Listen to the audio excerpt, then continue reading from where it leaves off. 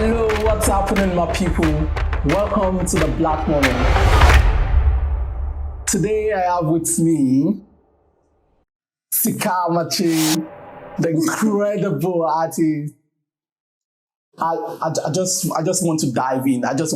Because I feel our people already know you from the last episode, and I got a lot of feedback about the last episode. Gosh, I would say thank you to everyone that listened to our last episode and gave feedback. It's really means a lot to us, and we are going to continue on our topic of empathy, and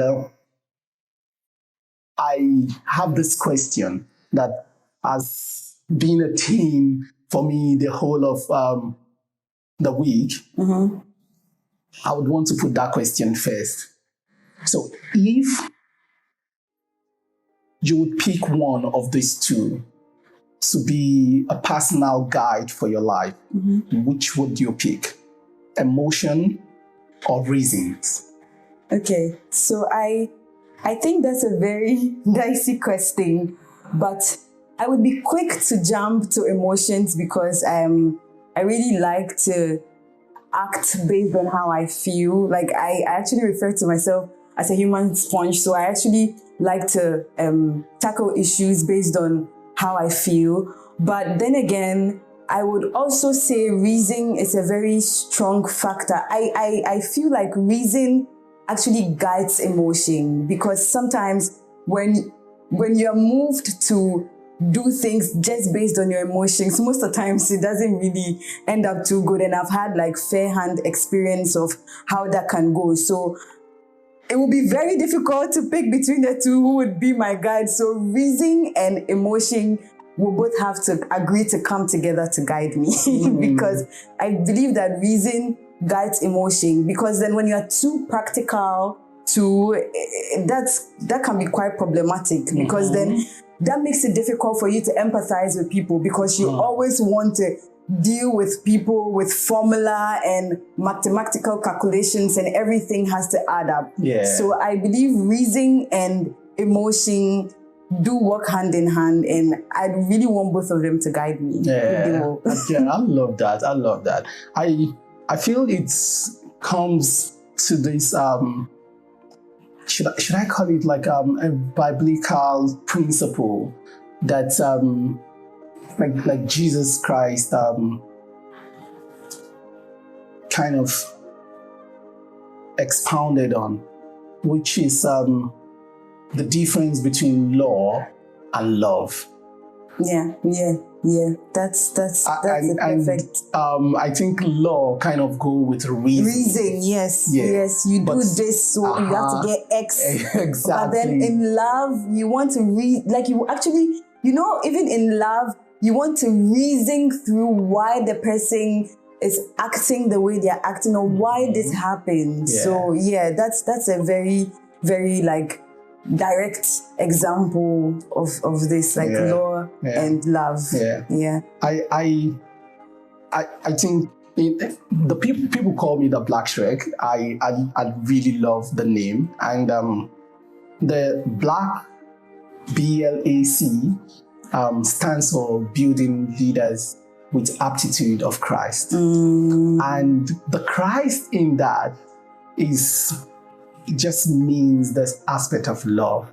Having leaders that are able to be empathetic enough to treat people with kindness, definitely, to see people, actually see them, and be willing to connect with them. Leaders that have that essence of Christ, definitely, the Christ-like attitude, as you would put it. I think that is what it means for me, and I feel like each and every one of us are leaders.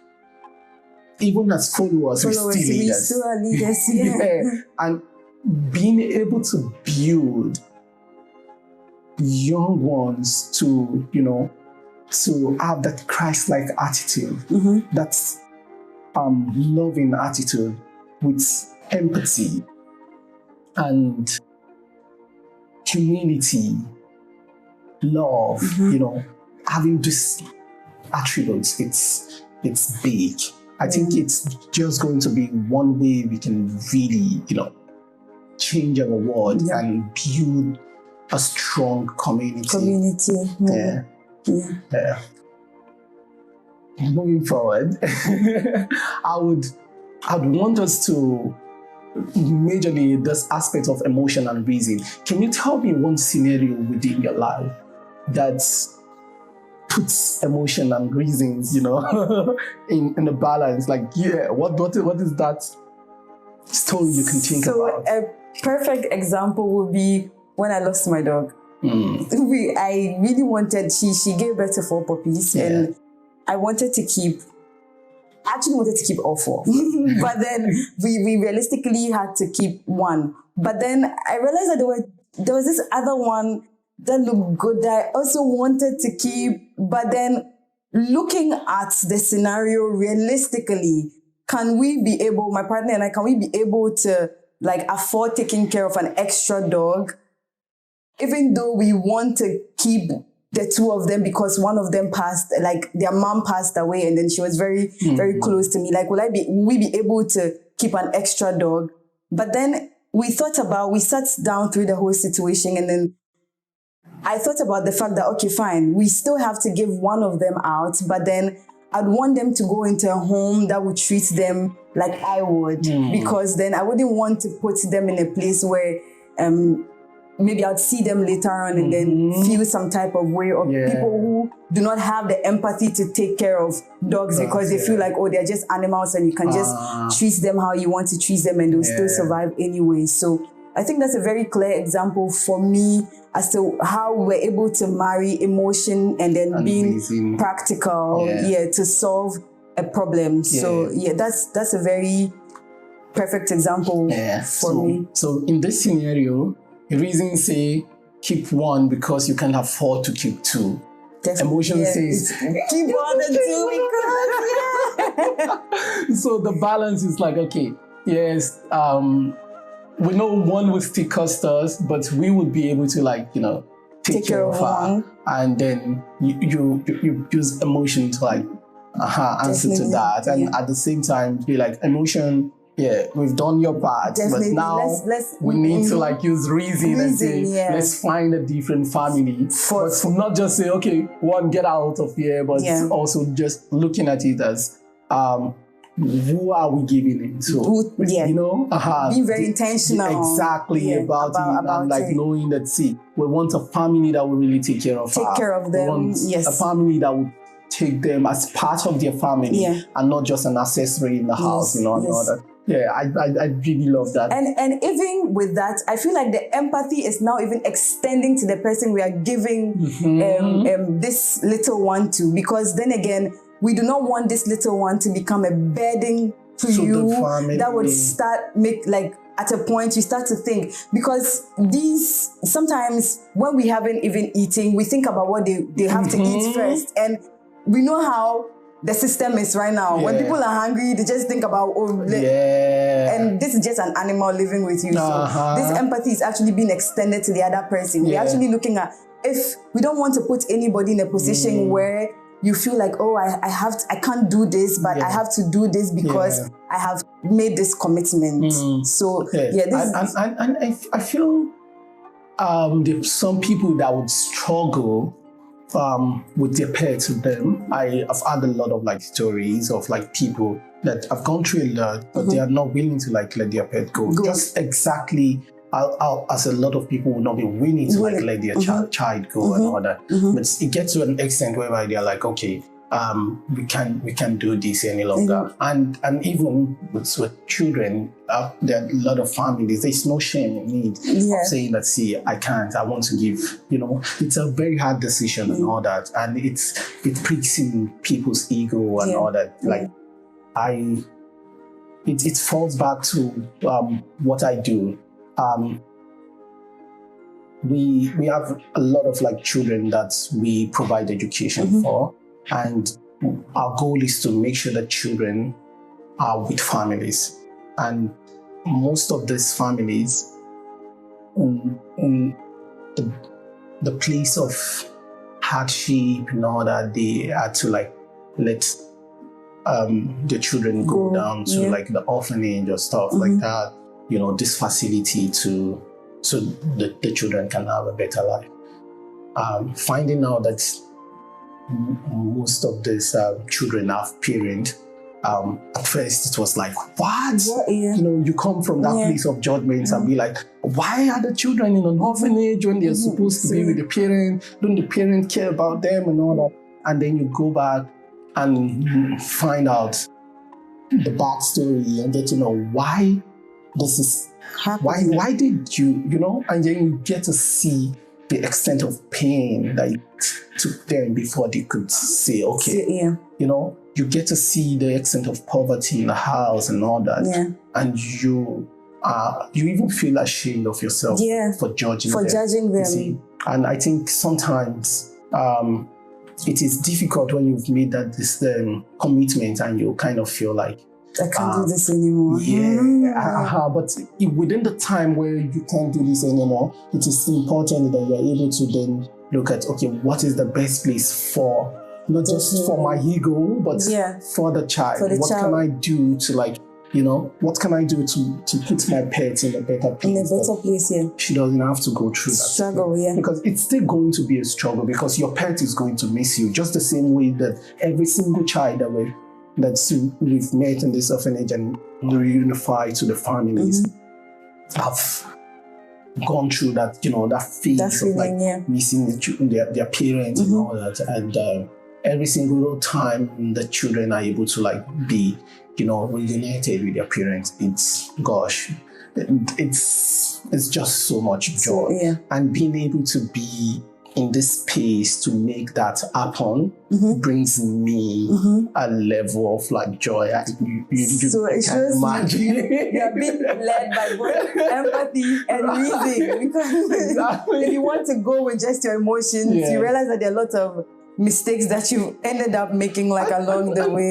See, I think the main reason why this has been a huge question for me is because, see, I do a lot of things from emotion. I'm like this person that's okay, I know I don't have the money for this, but this needs to be done. Can we just squeeze in? Can we get it done? I'm like 2-4-7 a day. Like, you know, I'm that person that I just want to solve the problem and I don't think about what are the financial implications. Even sometimes it goes at the detriment of those around you. If you want to like apply emotions throughout, then you realize that you're not even being empathic to those around you, because then you are being led by maybe what you feel you want to do without even considering how the people around you would feel by your actions or by what you're doing.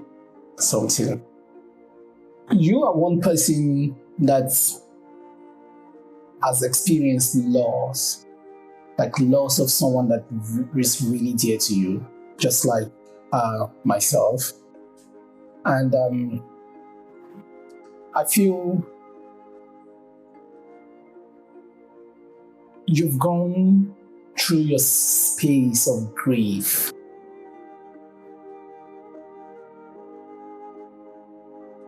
I want you to like take us through your journey of grief. Where are you at this moment? In just a simple way of putting it, take us through your Blac Moment.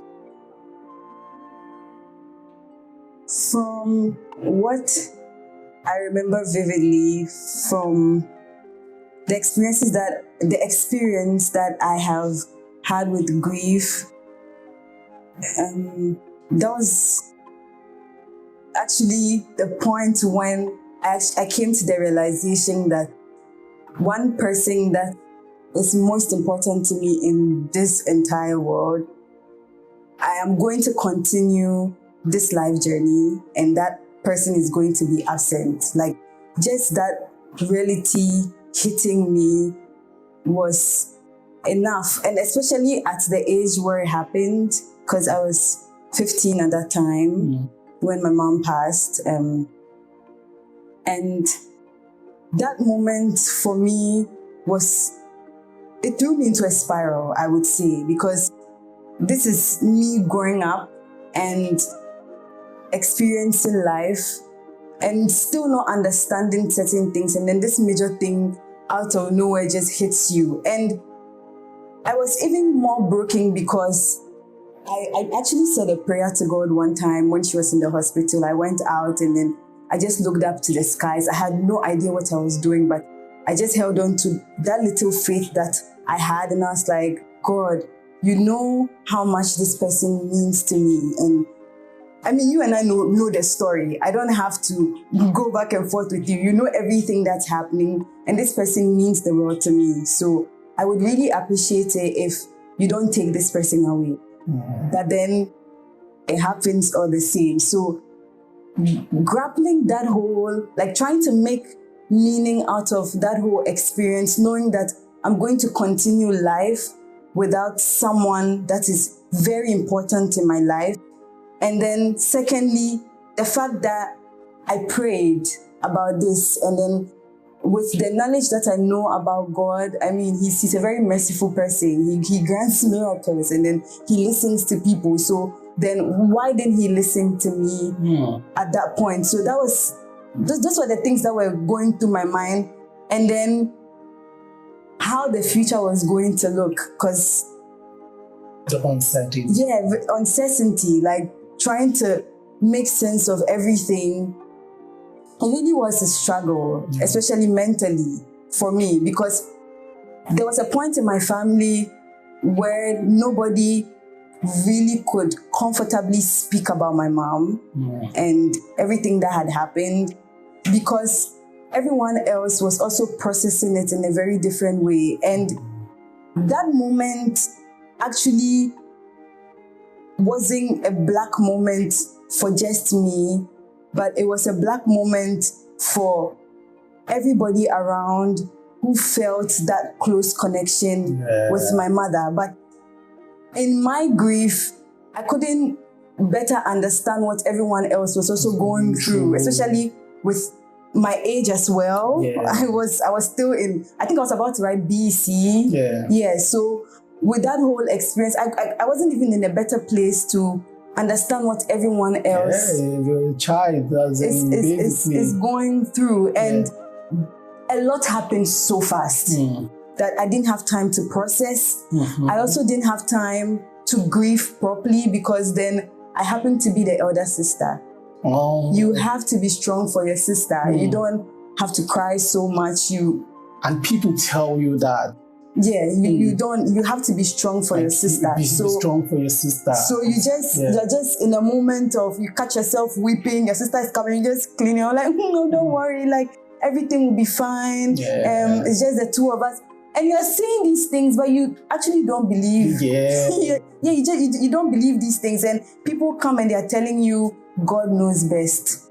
And you're asking yourself, like, what are you even talking about? Like, what are you saying? So that whole moment is what I would call my black moment. Like it was a very deep and dark moment for me. And it took me, I would say, years to come out of that grieving process, even though I won't say that right now I'm 100% healed, but with what my spirituality and in my practice has led me to, I now understand that even though she's gone, she's still here with me. So I find ways of communing with her. I find ways of spending time with her. There are times when I catch myself talking to myself, but I realize that no, I'm not talking to myself. I'm actually talking to my mom. And those moments for me are the times that bring me joy, because then I'm like, okay, even though this person is not with me presently, I can still connect to this person and connect to the memories that we have in a very beautiful way. And there are times when I feel like when I remember her or when I talk about her, I just light up within. And I feel like it's a reflection of her being happy that I still remember her and I still push that connection with her. So that whole experience for me is what I would call my Blac Moment, and even with what I had to go through to come out of that process, like, and doing it all by myself was quite difficult, because the people around me also didn't have the strength to help me. Yeah. Because how can they help me when they don't even know how to help themselves? Yes. So Yes. I think this is deep, and what I'm trying to grasp here is I know what it means to lose a wife, but I don't know what it means to lose a mother. And I always think, am I being there enough for my daughter? This really gets me really emotional. But am I being there enough for my daughter? Am I helping her to like go through this process of grief? Because in one way or the other, I feel like grief don't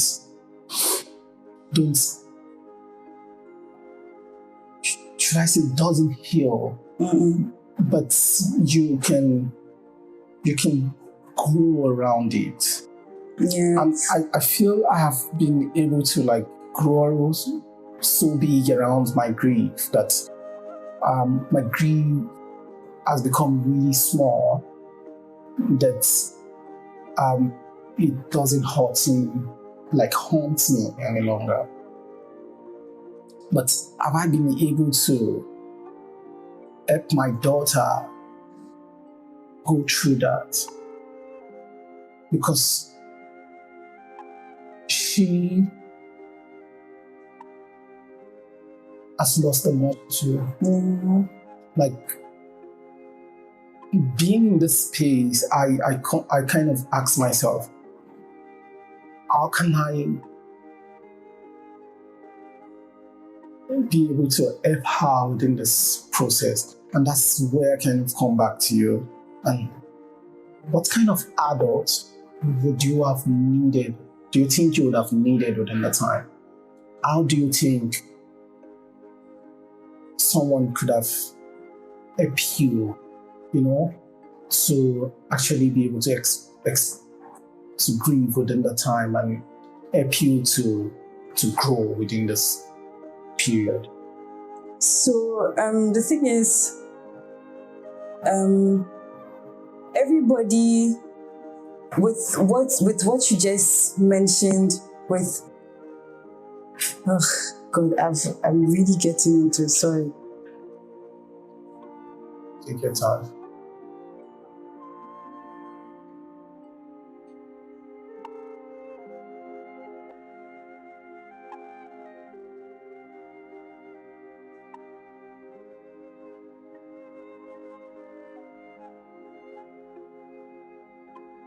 Looking back, I would have genuinely appreciated an adult who would have slowed down in the moment to realize that this is a child who has lost her mom. And my mom was the only active parent in my life. And which makes it more difficult. So I would have appreciated an adult slowing down to actually want to know what is going on. What are my thought patterns from now onwards? Like, what are the things that will be going through my head? I just wanted to be openly expressive about these things to somebody. Yeah. But then, in a community where everybody tries to avoid the pain because it is pain, you just have to deal with it how you feel best to deal with it. And in my case, I think the dealing with it was more of like bottling up. Yeah. And the bottling up grew into being rebellious, because then there are lots of things that I'm dealing with. And even at my age, I was very curious. I loved to read, go online, read about stuff, read about how people behave. So even at the age of let's say 17, I had an idea that I might be dealing with a bit of depression because of all these things that had been bottling up inside. Yeah. But even after that realization, I wasn't even true to myself to realize that, okay, so this could be it, until the point where now the grief started to manifest.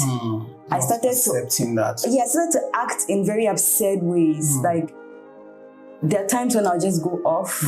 Nobody really understands what's going on with me. I say stuff. There were times when we had to actually go to Accra Psychiatrical Hospital. See some doctors, run some scans and stuff like that. And to me, I understand that every single thing contributes to someone's story, but some things that I had to go through, I feel like are very unnecessary, or were very unnecessary. I mean, it didn't have to get to that point for someone to actually sit and realize that, no, there's something going on with this person. Yeah. It didn't have to get so bad. Yeah. So the adults that I needed was just for someone to slow down for a second and to be concerned, because I was just thrown into life. Afterwards, you have to go back to school, finish your exam, come back home. Everybody expects you to be a good child. When you do this, do that, do this, do that. And nobody really had the time to sit down with you and try and relive what went on, to try and understand your own experience, how this whole thing affected you, or how it's shaping you to become. And allowing you to actually, come out of it and just at your own time. Give you the opportunity to pause and breathe. Exactly. And be very expressive. So I feel like that's also transcended to my little sister. She wasn't also giving that opportunity to fully, because she was much younger at that age, and probably she was 10. Yeah, she was 10 now, I was 15. So I'm sure she was even lost about what was going on, even though she knew, our mom was no more, but she didn't understand what it meant for a mother not to be anymore. So that was the kind of adult I needed, and it's rather unfortunate I couldn't also be that adult for my little sister. Because you're basically a child too. So I feel it still boils down to a level of empathy. When you have adults that are able to be empathetic, they are connected with their own emotions enough to recognize that she's going through this and we should be able to help her with this emotional journey, give her a listening ear, create the atmosphere where she can be expressive about what she feels and not shamed for her feelings, and allow her to be able to grieve and, So even with what you mentioned earlier, how to help your little girl go through the process, is acknowledging that you are also grieving. Acknowledging that this shook me. So how is it shaking her? I want to know. I want to find out. How is her own process like? Because how it's shaking her is different from how it's shaking you. And how you are handling being shook is different from how she's also handling it. So actually taking time to find out how that process is also affecting her is enough start for her grieving journey. And she would really appreciate constantly holding that conversation and being reminded of the amazing person that birthed her and brought her here. That constant reminder, just keep talking about her, not necessarily all the time, but then when the topic comes, I don't think it's something to shy away from. Exactly. I think that's something. Just 4 days ago, I was speaking with my younger sister, and we're in the kitchen. My daughter was there, and we were having this conversation that just went through and got to the place of my mother, and we started to talk about her, and I would talk about, the resemblance between my daughter and her mother and things like that, the things she do. And I saw how her face just blew and just, it's like smiling and like, asking me questions and things like that. And in a way, it brought me to the realization of I am helping her to feel like she know her. I'm helping her to recognize that, see, you can express yourself with me, and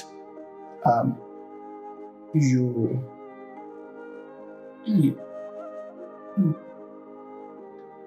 I just don't know how to like put it. I feel just being able to be expressive about it goes a long way in helping with the journey to grieving.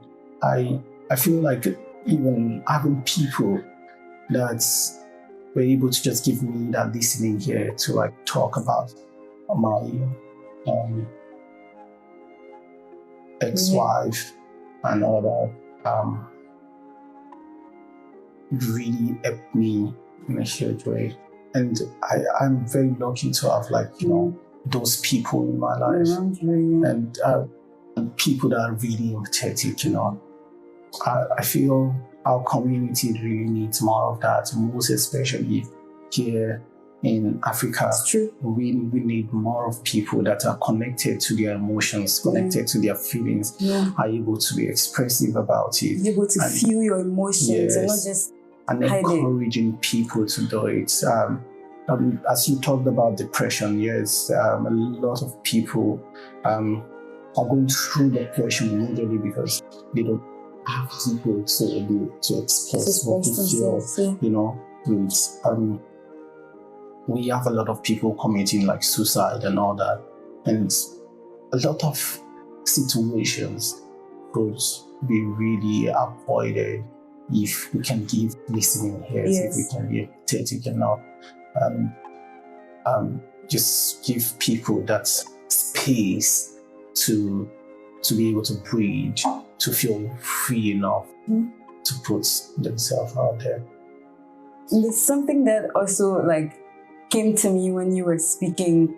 So I got to experience my mom because I was much older at the time, like at the age of 15. I mean, I knew like I got to experience my mom, and I used to love to watch her dress up to go to work. She would sit in the mirror, she would make up, she would wear her jewelry and stuff like that. And those are things that I knew about my mom. So growing up, when I do those things, I think about her and it makes me happy. Especially with the way I wear my eyeliner. My mom used to love to wear eyeliners a lot, and that's one thing that everybody knew about her. And it's something that I'd want to carry on because it makes, how girls like to emulate their moms with stuff. So I feel like in a way that also has helped in the grieving process that I didn't even know it was.